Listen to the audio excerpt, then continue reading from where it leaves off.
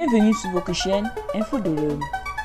Avant de commencer la vidéo, n'oubliez pas de vous abonner à notre chaîne en cliquant sur le petit bouton rouge situé en bas de votre petit écran et d'activer également la cloche de notification pour ne pas rater vos prochaines vidéos. Bon visionnage. À peine les menaces voilées contre le gouvernement qu'il accuse de traîner les pieds dans le cadre de la mise en œuvre de l'accord pour la paix et la réconciliation au Mali issu du processus d'Alger, les groupes séparatistes de Kildare semblent trouver ces derniers temps notre terrain de chasse. En effet, depuis quelques semaines, le HQA et le CMA excellent dans les fausses accusations contre les forces armées et de la sécurité FAMA, qui vont au secours des populations civiles victimes collatérales de l'offensive de l'État islamique dans le Grand Sahara, contre les positions du mouvement pour le salut de l'Azawad et le Gatia dans les régions de Menaka et de Gao. En fin février, le début du mois de mars,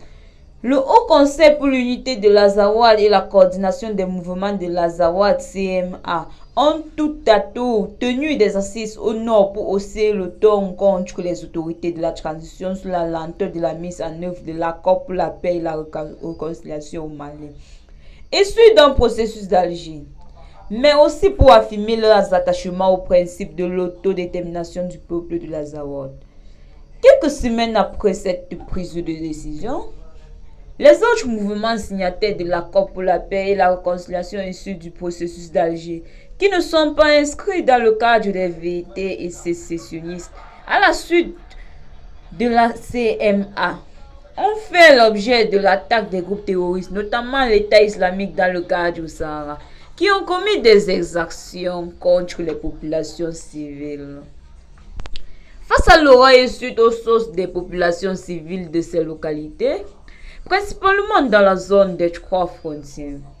le gouvernement a ordonné aux femmes d'intervenir pour stopper l'offensive des terroristes et sauver les civils. Chose dite, chose faite. L'armée malienne a procédé par des frappes aériennes sur les zones refuges et cela a permis de desserrer l'étau et briser l'élan des groupes terroristes. Selon plusieurs témoignages, les actions des femmes ont permis d'infliger de lourdes pertes aux groupes terroristes, les obligeant à abandonner le terrain et de battre en retrait. Certaines actions de sauvetage et de protection des femmes ont été hautement saluées à sa juste valeur par les populations victimes de ces terroristes. Mais au lieu de saluer, à son tour, cette action salvatrice des femmes, la CMA s'est mise d'accuser sa preuve, l'armée d'avoir commis des exactions à l'encontre des populations qu'elle veut sauver. Dans cette accusation sans fondement, la CMA semble trouver des alliés de circonstance, notamment les médias français et certaines organisations de défense des droits de l'homme, à l'image de l'HRW. En tout état de cause, les femmes peuvent pas apporter deux avis contradictoires pour la même situation créée à Menaka ou à Songo, à savoir la foi bourrée et sauveur, sauf à être un partisan du déni de la réalité ou être animé de mauvaise foi. Sinon,